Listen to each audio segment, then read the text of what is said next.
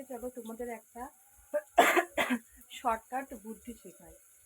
আমিও ফার্স্ট টাইমই করছি, আর যেটা করার চেষ্টা করছিলাম সেটা হয়েই যাচ্ছে, মানে হয়ে যাবে মানুষ। তো জিনিসটা হলো, এই দেখো পটল ভাজা, এখানে বেশ অনেকগুলো পটল আছে। তো এগুলো একটা একটা করে ভাজতে, একটা একটা করতে বলতে দুটো চারটা করে কড়াইয়ে যদি ভাজতে যেতাম তাহলে সকাল থেকে আমার সন্ধ্যা হয়ে যেত। সেই জন্য আমি পটলগুলো না ধুয়ে কী করলাম, তেল গরম করে ছেড়ে দিলাম। তারপরে নুন হলুদ দিয়ে ধীরে ধীরে এইভাবে ফ্রাই করছি ঢাকা দিয়ে। আর কালারও চেঞ্জ হয়ে গেছে। আমারও একটু ভয় লাগলো যে হবে কি হবে না, আদেও হবে তো, না হলে তো একদম মেরে তক্তা করে দেবে যদি নষ্ট হয়।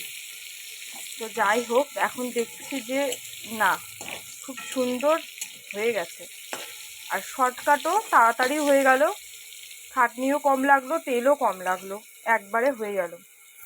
বুদ্ধিটা ভালো না? আমারও বেশ ভালোই লাগলো, শর্ট টাইমের মধ্যে তাড়াতাড়ি আর কি এটা হয়ে যাবে, ভালো লাগলো।